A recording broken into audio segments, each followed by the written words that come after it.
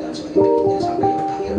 Mudah-mudahan beliau nanti kepada kita semua pada hari kiamat itu memberikan sapa berupa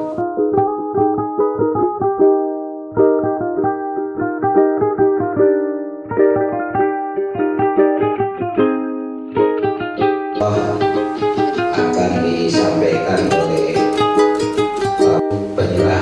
pengarahan yang insya Allah yang sudah hangat ini tidak haula wala quwwata illa billahil azim. Wassalatu wassalamu ala asyrofil anbiya.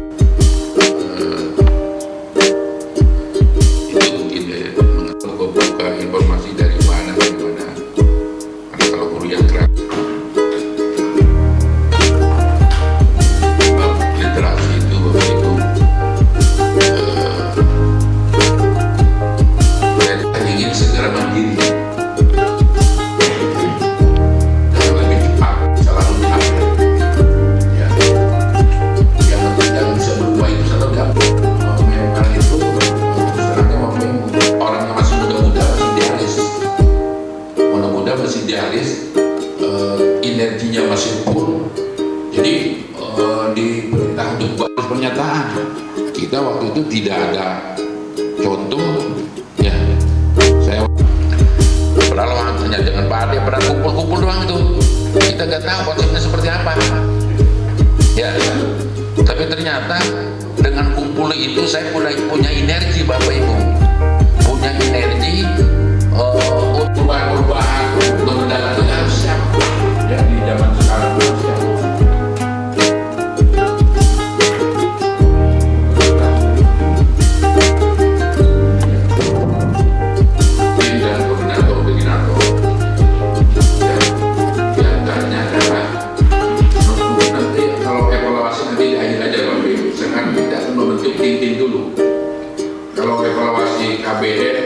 Evaluasi program itu kita akan evaluasi siangnya. Di awal ini kita akan bentuk tim dulu ya.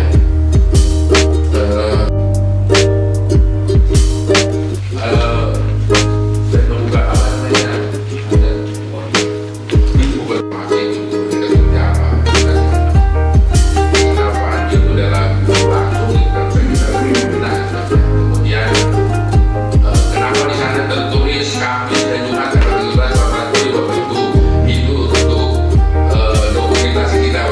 pada saya kira itu ya ternyata ada di profil apa itu ada pelatihan itu yang pelatihan waktu di bisa menangani lagi sambil evaluasi kurikulum merdeka seperti apa setelah kita melaksanakan.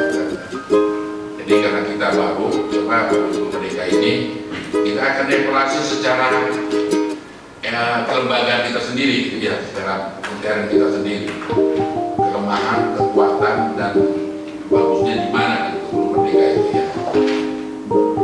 Nah, ternyata kurikulum merdeka bukan saja di sekolah-sekolah di tingkat dasar SLTA juga, tetapi di perguruan tinggi juga ada perubahan Bapak Ibu ya. Tahu nih, apakah kebijakan nasional oleh pusat ini pemikiran ini saya tunjuk Pak Hasan ya, dan sekretarisnya Pak Jaki. Sekretarisnya Pak Jaki. Ya sengaja nih laki-laki semua, yang lain berarti perempuan dan berarti tidak punya peran, ada perannya sesuai dengan kapasitas dan kesempatan sesuai dengan kondisinya. Yaitu mungkin silakan Pak Hasan nanti ya ambil tenaga-tenaga yang lain atau koordinatornya. Yang kedua persiapan akreditasi. Kalau terkait dengan kurikulum yang jelas ketuanya karena Pak sendiri, sekretarisnya Pak Bambang. Pak Bambang bisa berkoordinasi, bisa bekerjasama dengan Pak Asep. Bisa boleh tanya sama Bu Mai itu ya. Bu Mai kan pembinaan pengawasnya untuk melengkapi informasi mengenai seperti apa itu ya. Asesor kan ya, asesor artinya apa yang diinginkan oleh asesor itu yang ditanyakan ke pemain tidak ya. Kita juga akan koordinasi dengan pengawas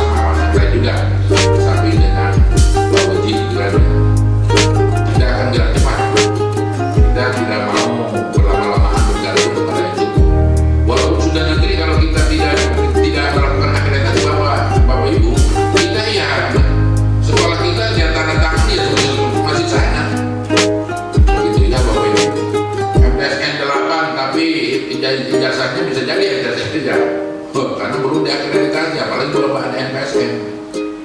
Iya. Nah, kemudian ini kalau akreditasi, ya berikutnya mungkin di dalamnya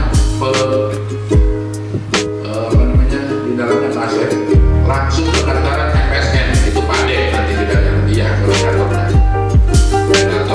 yang langsung ke pengawalan pandai. Seperti pada kali kemarin saya tunjuk juga untuk mengelola bannernya itu ya, banner profil Madasa. Apakah nanti akan dibuat sebelum dan sesudah hari banner itu? Kalau mau dibuat acara juga, mau dibuat banner dua pintu. Tapi yang pertama jangan yang itu tahun 2010 ya sekarang. Dan ini hanya ada di sini. Kalau sekarang kalau pokoknya dia mau katakan kita mau mendatangkan RI 2 di lapangan itu berapa ratus juta itu tendanya doang. Karena tendanya harus standar. Saya punya tenda tapi nggak bisa dipakai begitu kayaknya itu ya mungkin ditolak oleh staf kepresidenan, staf wakil presiden. Ya, harus sesuai dengan standar gitu kan. Makanya saya bilang saya tidak terlalu boya-boya amat lah gitu, hanya wacana doang. Yang kalau bisa kalau baik udah apa kali atau kalimat atau apa gitu kan ya. Ya terus ada kedua lagi ada koordinator. Jadi kan kita ini masjid kelihatan ada koordinator apa? Mungkin saya sarankan ke saya nanti kalau bisa lihat. Ya, jadi karena nanti yang hadir banyak, pastilah mereka sholat atau wudhu atau melihat itu saya serahkan koordinatornya apa namanya koordinator masjid itu koordinator apa juga bahasanya nggak saya pokoknya ya.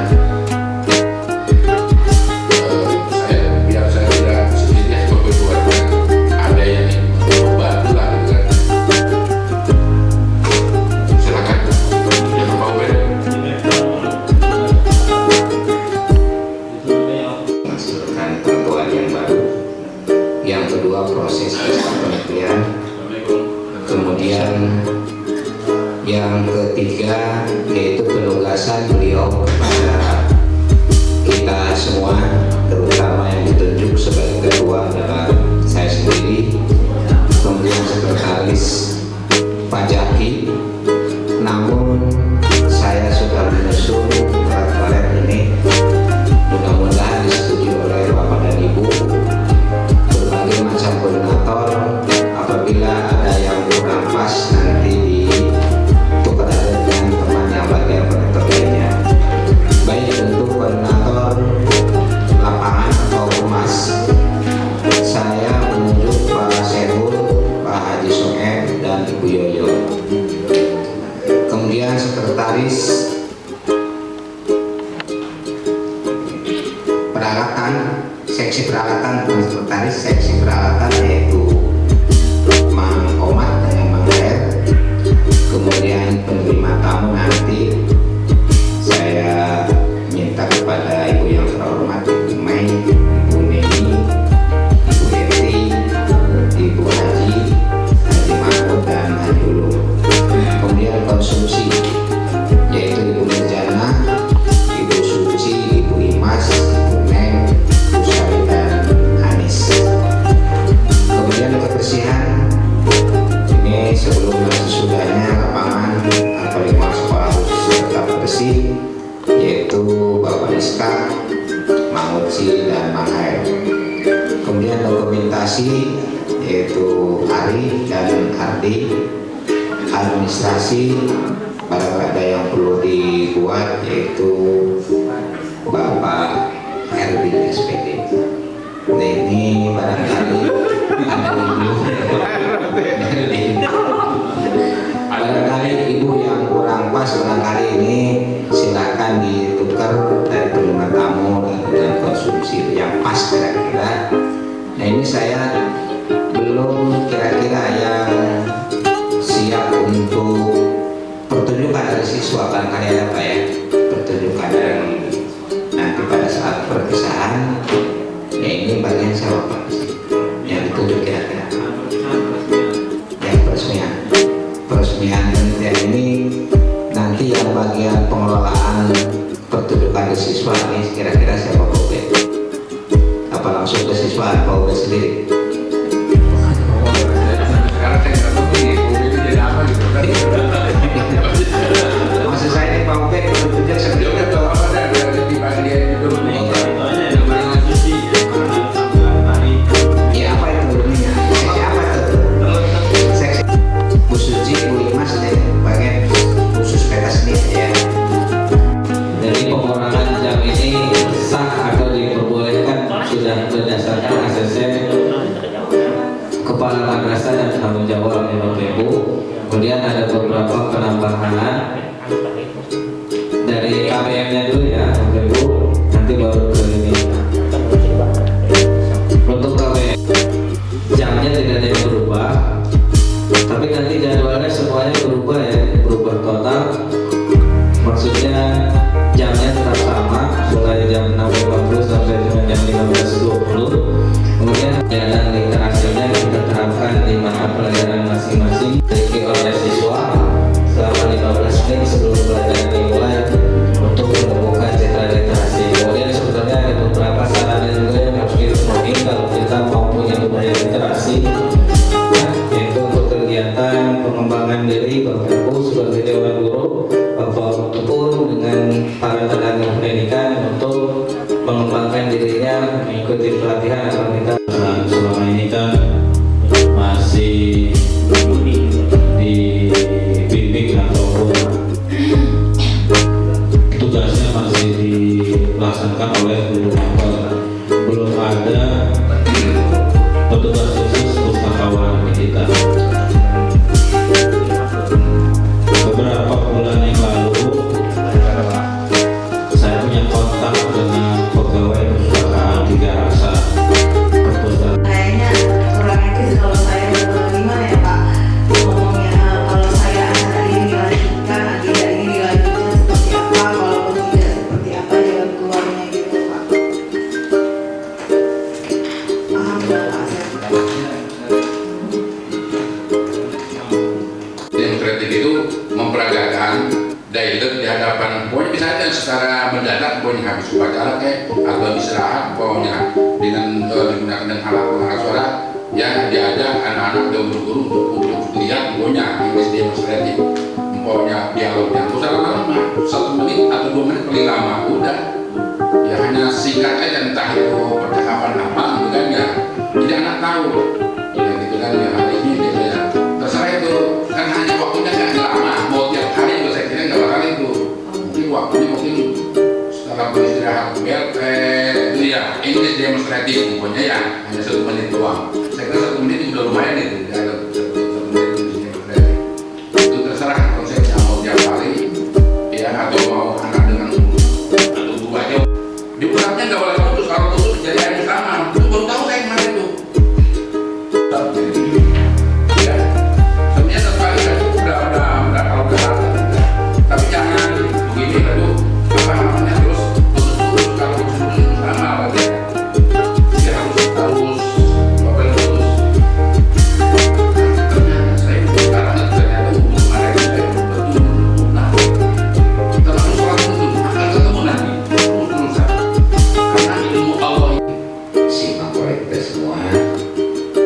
Nah, tinggal nanti setelah duhur barangkali kita menyesuaikan waktunya pada 13 atau lebih, kita akan melanjutkan dengan materi tentang implementasi kurikulum merdeka.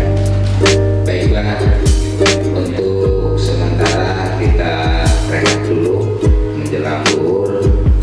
Kita mudah-mudahan acara pembagian tugas dan pelaksanaan refleksi bisa dipahami dan dilaksanakan dengan sebaik-baiknya. Untuk itu marilah kita tutup acara ini dengan membaca ayat Hamdalah.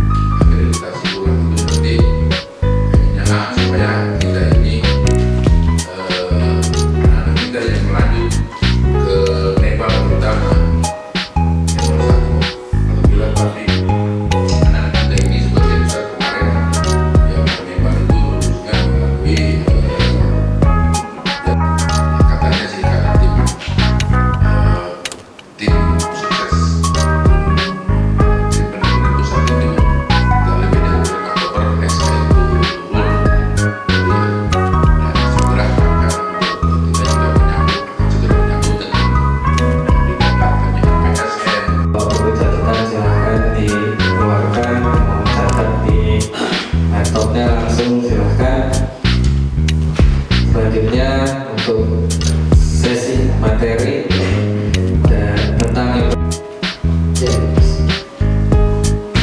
Bismillahirrahmanirrahim. Assalamualaikum warahmatullahi wabarakatuh. Yang terhormat Bapak Haji Boy Mahmud MPD selaku penanggung jawab Desa Kota Balajar, yang saya hormati Bapak-bapak Waka Kepala Madrasah, kemudian yang saya hormati pula Bapak Ibu Dewan Guru Staf Tata Usaha MTS Kota Balajar, kemudian MTS 2 Tangerang.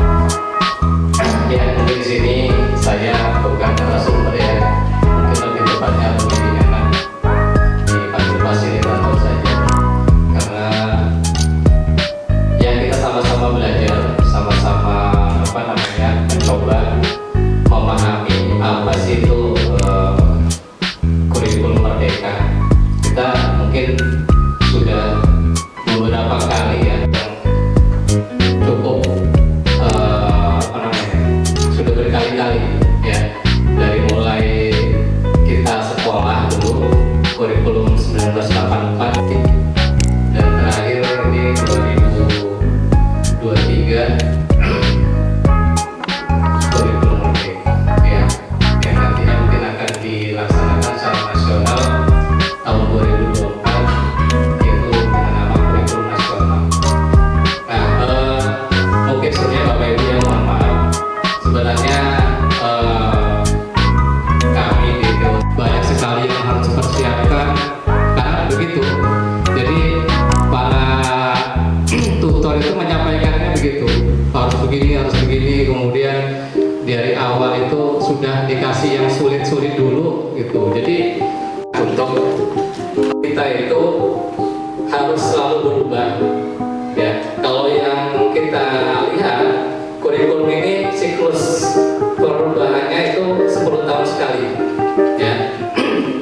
Rata-rata itu lebih kurang 10 tahun sekali.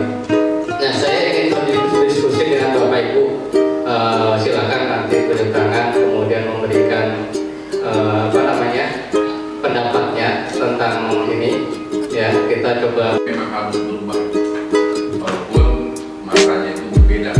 Jadi seperti saya diungkap bahwa produk itu dari dikali ya itu berubah. Jadi seperti saya itu begitu. Jadi memang harus. Jawabnya apa? Harus berubah. Karena perubahan perilaku manusia, perubahan zaman, perilaku waktu dan berubah.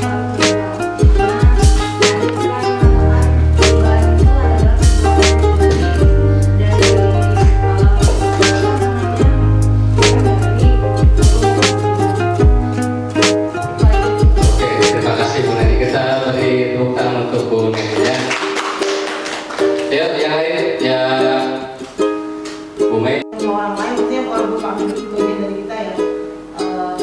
Karena itu kan Pak itu sebenarnya Pak ya, tapi padahal ada yang perlu Pak ya. Jadi sebelum saya mau menyampaikan pendapat saya, ini satu lagi yang mungkin nanti kita belajar bersama dari yang Pak bilang tadi, yang Pak sebagai timnya, terus kalau dan ada sebenarnya Pak kembali itu SMA Pak juga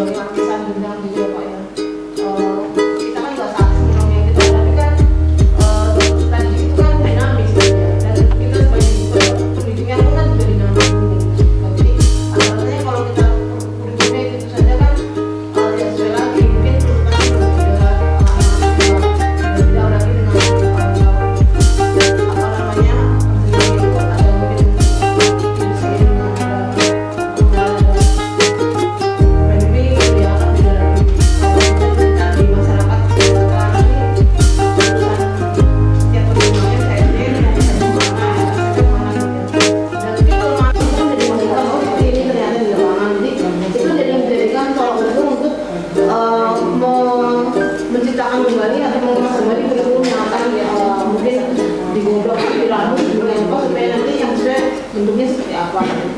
Memang kayaknya di Indonesia dalam juga memang sebuah pencahayaan juga. Mulai ya.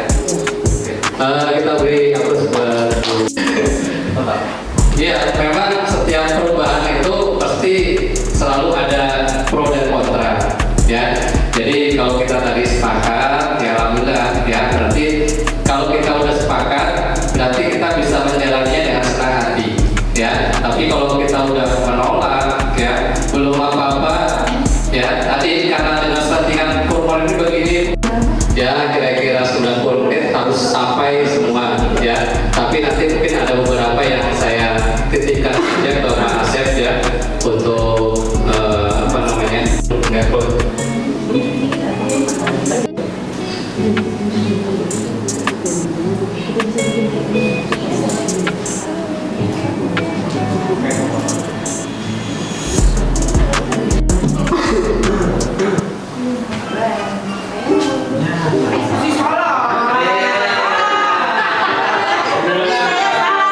Ya, Pak Mulyawan, Bu Mei, ya.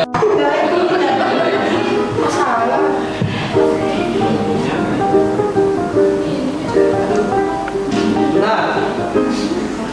Ya, capaian pembelajaran. Kalau dapat 100 semua berarti udah nggak usah ada ini latihan lagi.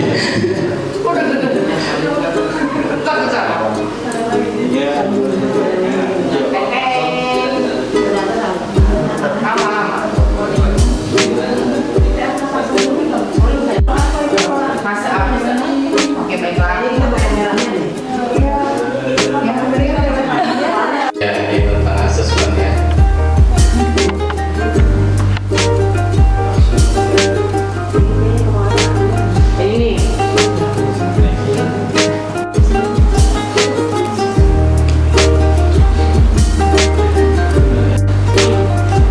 Udah lama, cuman kita baru denger ini istilah ini.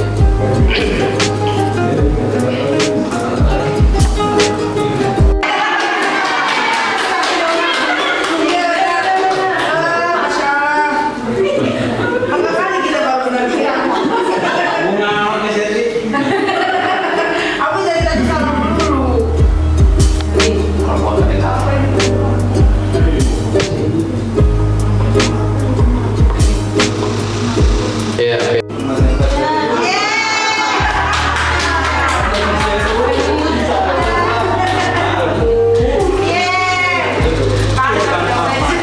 tentang CP apa namanya, pendidikan agama Islam dan bahasa Arab, kemudian panduan, makanya mereka mengeluarkan yang tadi yang tentang apa, PAI dan bahasa Arab. Nah, selebihnya kita ini kalau dulu standar isinya kita CP, kemudian yang ada di apa, Permendikbud ini dasarnya dari sini semua. Kita ketiga apanya dari PS-nya itu harus dari yang IPA ada, dari PS ada, ya. Nah, ini yang dimaksud jadi dengan tetap mempertimbangkan ketersediaan sumber daya di madrasah, gitu ya. Oke, next. Jadi pas tadi dari ya. Nah, ini program atau pembelajaran di madrasah sebenarnya sama Bapak Ibu dari dulu, ada intrakurikuler, ya, ada kokurikuler, ya. Lebih dari SMP PAI-nya cuma 3 CP doang, ya. Jadi kami itu kewalahan. Nah, tapi dengan adanya kurikulum Merdeka ini sebenarnya kami lebih mudah, lebih ringan, karena selisih JP-nya itu lumayan, ya, lumayan.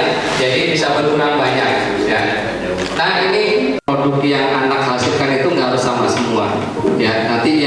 Makanya nanti ada istilah pembelajaran berdiferensiasi. Tadi sudah ada di soal, ya. Apa tadi jawabannya?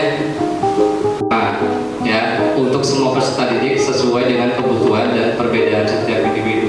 Ya, anak-anak kita itu bervariasi, baik itu kemampuannya, ya, kemampuan apa namanya, intelijensianya, maupun cara belajarnya atau gaya belajarnya, ya. Kita kan selama ini ya pukul rata kan, ya, dipukul rata, tugasnya bentuknya sama, kemudian apa namanya, hasil yang dikumpulkan juga tugas sama semua ya, tapi di dalam pembelajaran berdiferensiasi itu ada perbedaan ya. Nah, keragamannya apa? Itu ada dari gaya belajar, kemudian apa lagi tuh? Ada minatnya, kemudian ada kesiapan belajarnya. Beda-beda anak kita itu kesiapan belajarnya. Yang dari rumah ya, kalau ada yang nggak mampu ya, harus pagi-pagi harus bantu orang tuanya nyiapin jualan dulu, dagang segala macam. Otomatis kan beda sama anak yang memang udah biasa nyaman di rumah belajar, malamnya belajar, kan beda-beda ya, sampai berbeda. Makanya capek jadi guru sekarang ya, nggak bisa kita buat satu instrumen, nggak bisa ya gitu.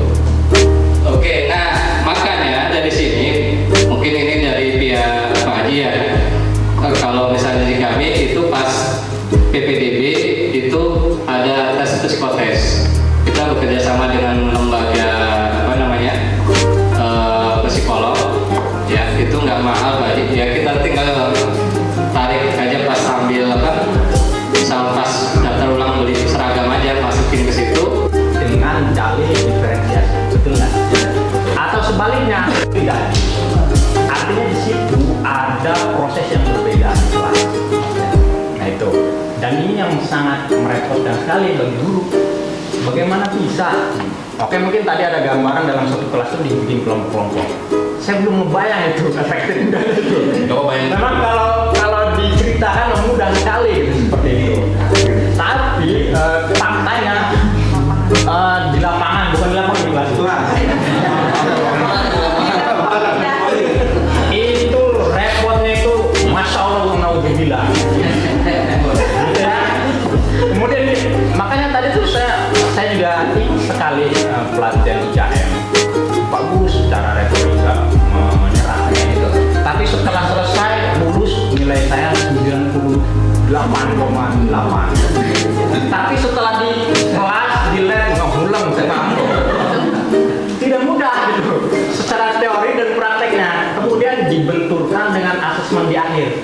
Misalkan kita menanyakan pas itu kan soal nilai soal itu sama, redaksi soal itu sama, bobotnya pun sama. Bagaimana bisa proses di dalam kelasnya berbeda, asesmennya sama? Tuh, seperti apa itu? Saya belum nyampe seperti itu. Bagaimana bisa? Gitu. Kemudian juga sekalian aja lah. Remedial tadi menuju ke remedial. Kalau di siswa di kita ini kadang-kadang semakin remedial malah turun nilainya, bingung. Bukannya nambah, turun remedial. Ada itu walaupun nggak semua. Dan juga tadi ini bukan pertanyaan soal psikotes ya, tadi sudah disampaikan Pak. Kita sama Pak Asep pernah melakukan itu Pak. Jadi data kita pegang, ada kinestetik sudah dibagi, belum mungkin Pak Asep belum diimplementasikan aja. Jadi kita tidak mengundang vendor itu ya Pak Abdi. Di situ ada Aku Pintar.id itu ada psikotes, peminatan, kemudian mau jurusan apa, IQ dan sebagainya itu ada. Pernah kita buka.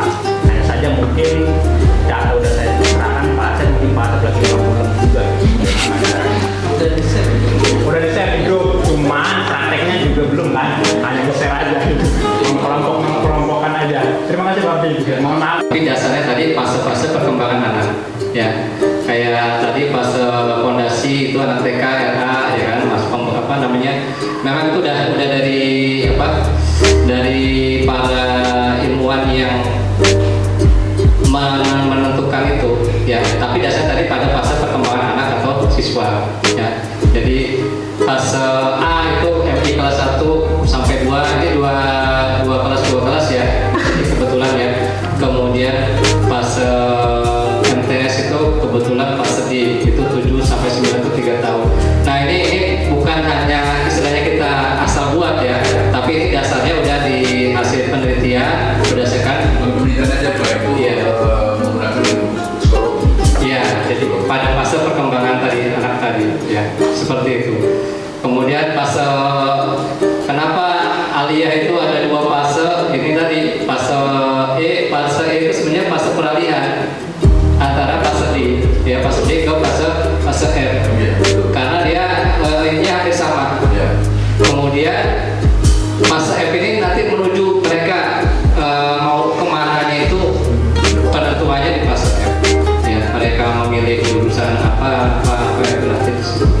Ya, ini untuk yang fase. Kemudian yang kedua masalah tadi yang berdifferensiasi ya. Nah, memang dengan teknik apa namanya asesmen sekarang tadi Bapak Ibu ya, sekarang itu sebenarnya asesmen formatif, sumatif itu sebenarnya harusnya guru yang buat ya. Tapi kalau sekarang kan masih bareng-bareng atau guru yang kita yang buat? Oh, dari sana. Iya, sebenarnya udah dilarang Wajib. Di kami juga udah enggak. Jadi guru kita yang buat asesmen sendiri. Ya, kemudian ya begini, kalau asesmen formatif kan sudah jelas ya untuk penilaian harian. Itu Bapak Ibu punya beberapa instrumen ya, beberapa instrumen kan kita udah ketahuan nih anak-anak yang di bawah grade itu siapa saja, dan itu sebenarnya tidak bisa dipublikasikan ya. Label itu jangan ketahuan, maksudnya si A ini, si B ini rendah gitu ya. Itu sebenarnya tidak ada di dalam pembelajaran. Narasumber yang banyak Bapak Ibu, karena saya memilih ini karena lebih kepada satu silaturahmi. Terus terang aja bagi saya pribadi ini penjelasannya lebih mudah. Gitu. Mudah-mudahan begitu Pak ya, teman-teman yang baik. Baik Bapak Ibu sekalian, pertemuan hari ini kita tutupkan sekian. Kita beri aplaus untuk Pak Abdi. Diberikan keberkahan oleh Allah, selalu diberi hidayah oleh Allah agar kita tetap di jalan yang benar. Amin. Demikian dari saya selaku penanggung jawab. Billahi taufiq wal hidayah. Wassalamualaikum warahmatullahi wabarakatuh. Waalaikumsalam.